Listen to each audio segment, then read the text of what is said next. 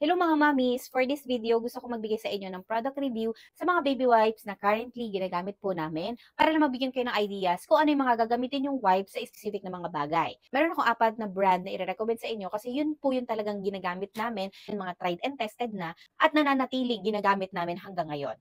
Umpisahan muna natin dito sa Mousse Gear Antibacterial Wipes. This is 100 sheets din sila for hospital grade, disinfectant, and alcohol-free din siya. Antibacterial wipes, so ito yung ginagamit namin kapag gusto namin mag-disinfect ng mga bagay-bagay, mga gamit ni baby or surface kung saan ilalapag yung mga gamit ni baby or si baby. Ito po yung pang-disinfect namin. Ang nagustuhan ko po dito is malaki po yung sheet niya.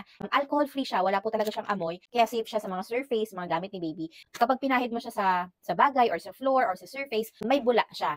Pero later on, nawawala din po yun kapag nag-dry up na. So, ang nagustuhan ko nga dito kasi mabilis siyang makalinis. Hindi siya malagkit, alcohol-free. So, pag for antibacterial, Mousse Gear po talaga yung ginagamit namin.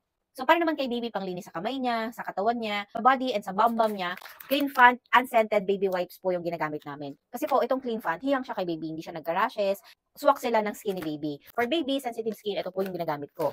Another one na ginagamit ko rin kay baby kasi safe din siya and no rashes din siya kay baby is ito pong Inspay Babies Baby Wipes, unscented din siya. Halos same size lang sila ng Clean Font. Pero this one, mas gusto ko yung wetness niya. Ito kasi po medyo basa po yung mga sheets niya. And ito, for me, saktong-sakto or tamang-tama lang yung pagka-wet ng bawat sheets. Not too wet, not too dry. Ito pong dalawa, parehas ko po itong ginagamit kay baby. Palitan lang po ito. And never pong nagka-rashes si baby ko dito sa dalawang brand na to. Ngayon, pagdating naman sa toddler ko, syempre meron akong toddler, gumagamit na po tayo ng scented wipes. So, ang gamit ko naman po doon is itong Unilove Baby Wipes na Summer Edition. 100 sheets din po to.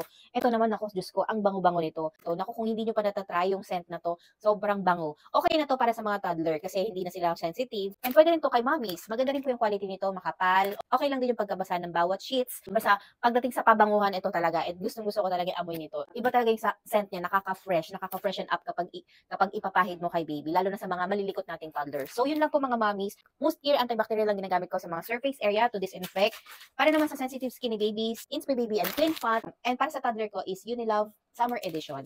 So, yun po yung mga baby wipes na currently ginagamit namin. And satisfied ako sa quality and performance ng mga baby wipes na to. Sila po talaga yung paulit-ulit na binibili ko or chine-check out ko. So, sa mga mommies dyan na naghahanap din ng wet wipes para sa kanilang mga babies, first time mom, I hope nakatulong itong video na to para magkaroon kayo ng ideas kung ano yung mga gagamitin yung baby wipes sa specific na needs nyo. So, yun lang po. Thank you for watching.